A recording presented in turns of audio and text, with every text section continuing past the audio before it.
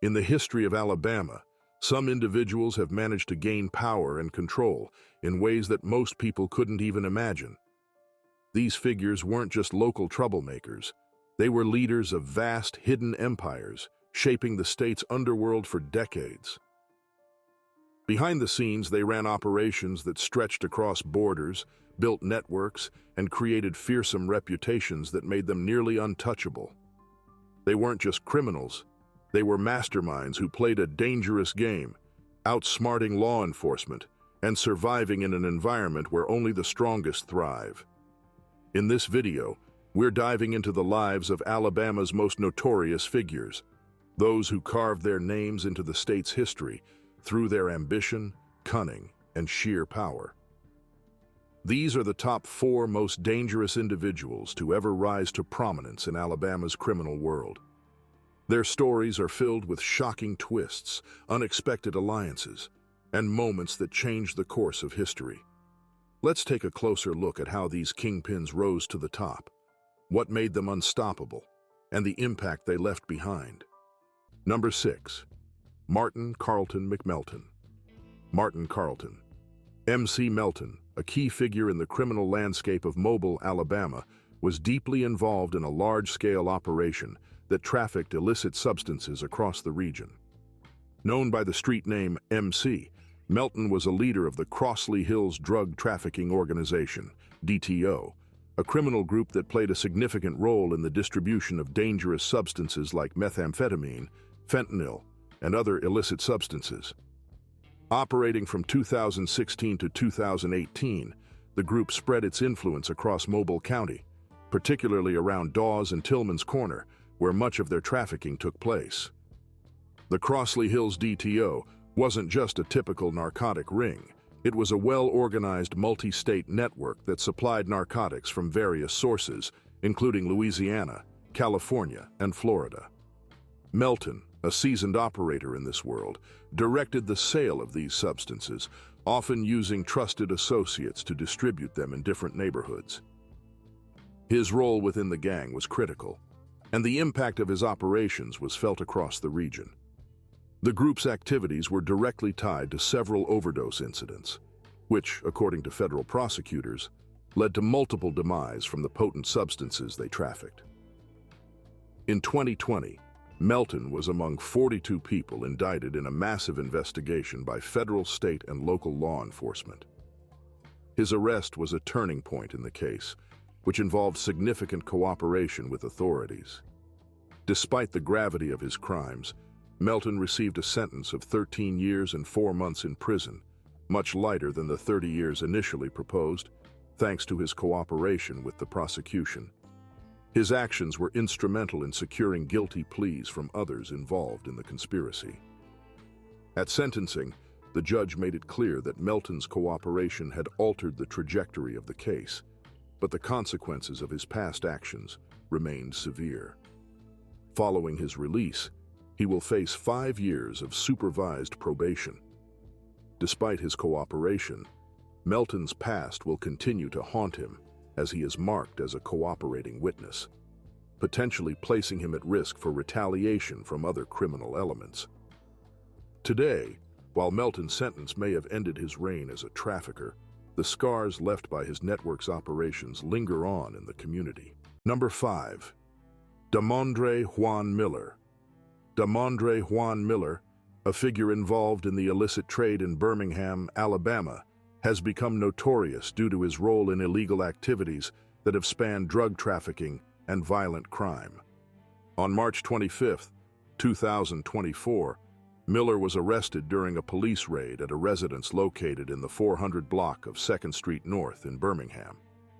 The operation, executed by the Jefferson County Sheriff's Office Vice and Narcotics Division with support from SWAT, uncovered several items tied to illegal activity: 2.5 pounds of marijuana, 4.9 grams of illicit substances, 6 firearms, one of which had been converted to fully automatic, and a digital scale used for weighing substances. Miller, who was 26 years old at the time of his arrest, was charged with loitering for drug-related purposes and resisting arrest. Miller's criminal activities point to his active involvement in the distribution of illicit substances in the Birmingham area, likely working as a supplier for local dealers. His association with a network of criminals, including individuals like Jackery Robinson and Rayfield Jordan, further indicates his role within a larger operation. The seized firearms, particularly the converted automatic weapon, also suggest that Miller and his associates were prepared to use violence to protect their illegal operations. Miller's ability to evade significant charges for some time has contributed to his dangerous reputation in the region. Though Miller was quickly released from jail after posting bail, his arrest marked a key moment in an ongoing investigation into the local narcotic trade.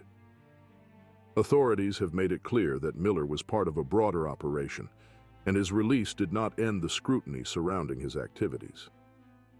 His arrest was a result of a sustained effort by law enforcement to break up networks responsible for the distribution of illegal substances in the area. While Miller's future remains uncertain, his connection to organized crime, coupled with the evidence found during the raid, suggests that his criminal behavior will continue to be under close observation. Number 4. Nefaro Eric Moses Hazard. Nefaro Eric Moses Hazard, a figure notorious in Alabama's criminal underworld, is known for his involvement in trafficking illicit substances throughout the region, particularly in Coffee County.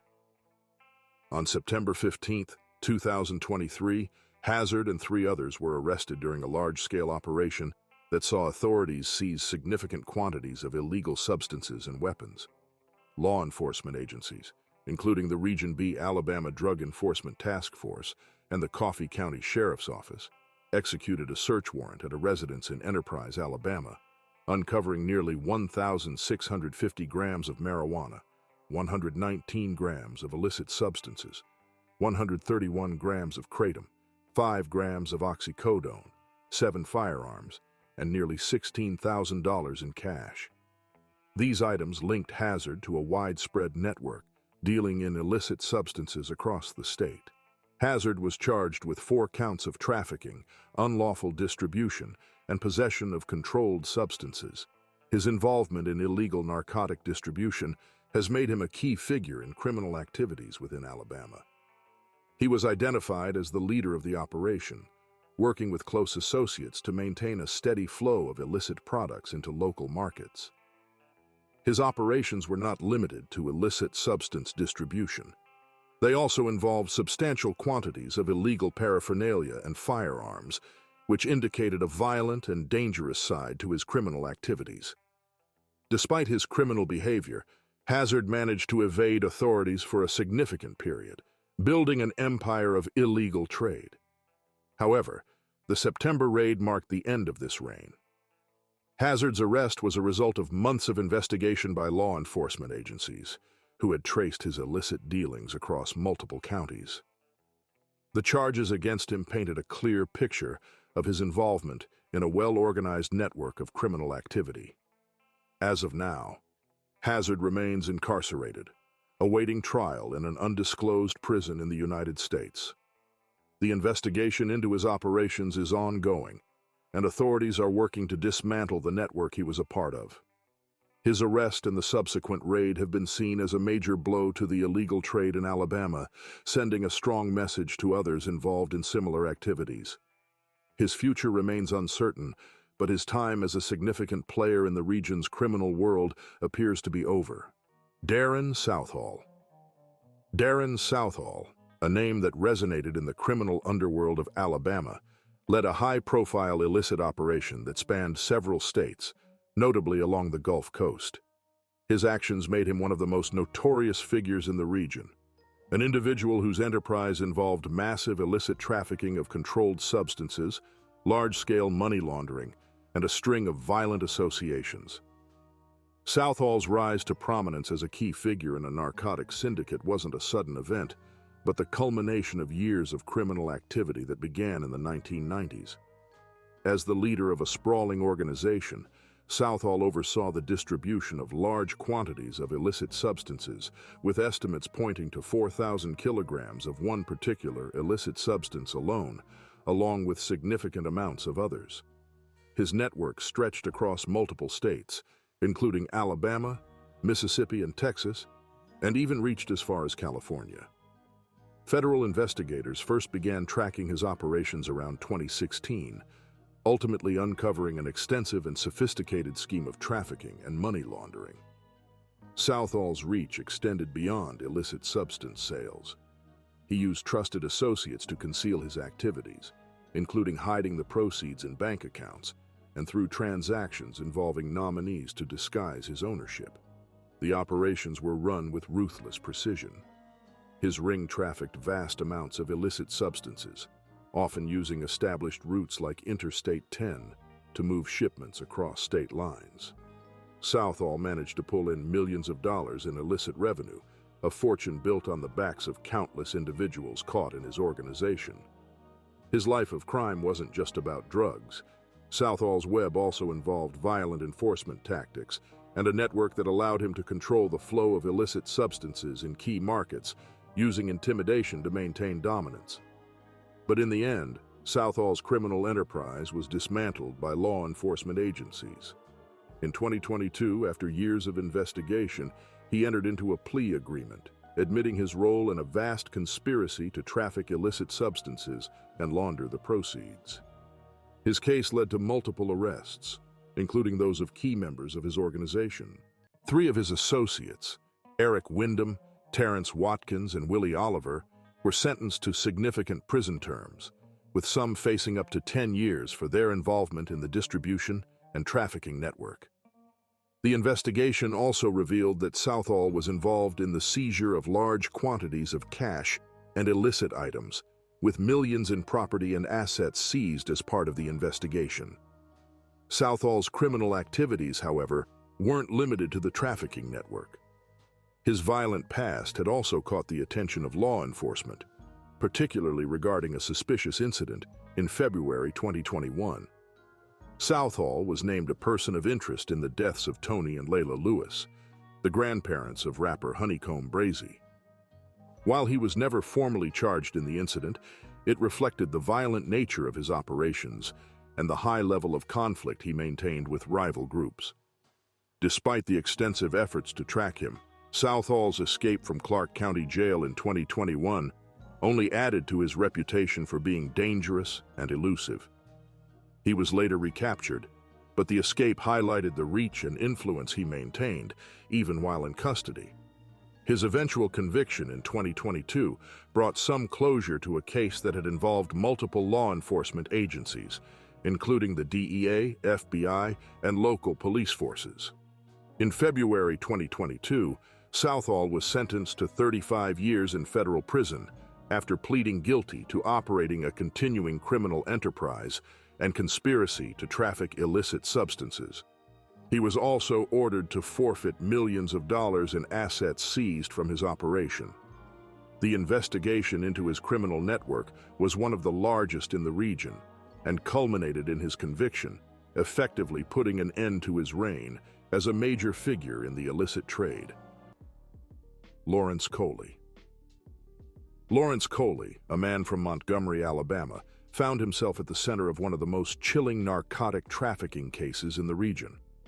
Kohley, 37, had gained a reputation for his involvement in the distribution of counterfeit pills laced with fentanyl, a highly potent and dangerous substance.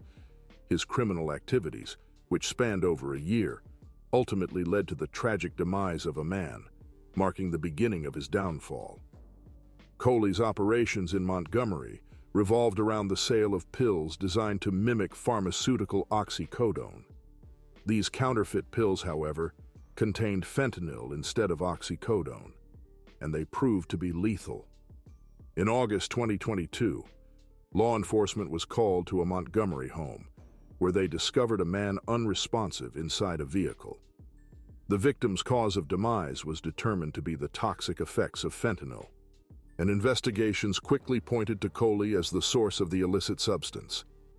It was revealed that Kohley had been supplying the victim with these counterfeit pills for over a year, including on the very day of his demise. Evidence presented at trial showed that Kohley had a pattern of supplying the victim with fentanyl-laced pills, often on a daily basis. In one of the most disturbing parts of the case, it came to light that Kohley continued to distribute these dangerous pills, even after learning of the fatal consequences they had caused. He had no regard for the lives of those he sold to, treating human life as expendable in his pursuit of profit. In a thorough investigation led by the DEA and local authorities, law enforcement discovered more incriminating evidence. A search of Kohley's residence revealed a stockpile of counterfeit of illicit substance pills, 70 of them, each marked to resemble genuine oxycodone. When arrested, Kohley was found in possession of 5 additional counterfeit pills. His complete disregard for the severity of the situation only added to the horror of the case, as he continued to peddle the illicit substances without concern for the repercussions. Kohley was convicted of distribution of a controlled substance, resulting in demise and possession of fentanyl with intent to distribute. The jury found that the illicit substance sold by Kohley was directly responsible for the victim's demise, cementing his role in the tragic event. At his sentencing on November 14, 2024, Kohley received a 20-year sentence in federal prison with no possibility of parole. The judge emphasized that Kohley's actions had caused irreversible harm to the community and that his behavior demonstrated a disturbing indifference to human life. Today, Kohley remains behind bars, serving out his sentence in an undisclosed prison. Rolando Antoan Williamson. Rolando Antoan Williamson, known by aliases such as Baldhead and Ballhead, rose to infamy in the criminal world as one of Alabama's most dangerous figures. A native of Bessemer, a city just southwest of Birmingham, Williamson became the leader of a vast illicit network responsible for trafficking large quantities of illegal substances. His operations stretched across the region, particularly on the west side of Birmingham, where he controlled much of the local drug trade. Williamson's rise to power didn't happen overnight. In the early stages, he worked under larger criminal figures, including Billy Williams Jr., a notorious trafficker who had dominated the area. When Billy Williams was eventually arrested, Williamson saw an opportunity and seized control of the operation. Over time, he forged relationships with suppliers in Mexico, further expanding his reach and the scale of his operations. The operation Williamson ran was anything but small time. His network was involved in the distribution of various illicit substances, including narcotics and other dangerous materials, which were funneled through the community. Williamson's business acumen and ruthless methods helped him establish dominance in a highly competitive and violent underworld. He maintained strict control over his operations and relied on a network of trusted associates to manage distribution, handling large sums of cash, and coordinating the movement of illicit substances across state lines. One of the most telling examples of Williamson's character came when he narrowly avoided a potentially dangerous meeting with members of a Mexican cartel. In 2019, cartel members invited him to travel to Mexico for a business meeting, but a warning from one of his own associates made him wary. Despite the potential risks, Williamson continued to engage in trade with the cartel, arranging shipments of illicit substances through his couriers. The level of trust within his organization was critical, though he was willing to betray even those closest to him if it meant protecting his empire. Williamson's criminal activities finally caught up with him in August 2019, when federal authorities launched a major investigation into his operations. The investigation was part of a 3-year effort by the Organized Crime Drug Enforcement Task Force, which gathered evidence of his ongoing illicit operations. This included wiretaps, surveillance, and the cooperation of informants within his own circle. In addition to evidence gathered from his phone and messages about transactions, authorities seized significant amounts of illegal substances, firearms, and cash during a raid at his properties. It was clear that Williamson's reach was extensive and that he was a significant threat to the community. In April 2022, a federal jury convicted Williamson on charges related to leading a large-scale illicit substance distribution ring. The charges included operating a criminal enterprise and trafficking illicit substances. In August of the same year, U.S. District Judge Anne-Marie C. Axon sentenced him to life in prison, plus an additional 10 years, in what was described as a decisive blow to his operations. His associates, including Ishmael Khalid Gregory and Hendarius Lamar Archie, were also convicted and received long sentences for their roles in the enterprise. At the time of his arrest, Williamson was found to be in possession of over $14,000 in cash, loaded firearms, and a high-end car worth $80,000. His luxury vehicles and other assets were seized as part of the investigation, with authorities seizing millions of dollars in proceeds from his illicit activities. Despite his status as a feared criminal figure, Williamson's downfall was ultimately the result of betrayal from within his organization and the relentless efforts of law enforcement. Today, Williamson is serving his sentence in a high-security federal facility in Louisiana.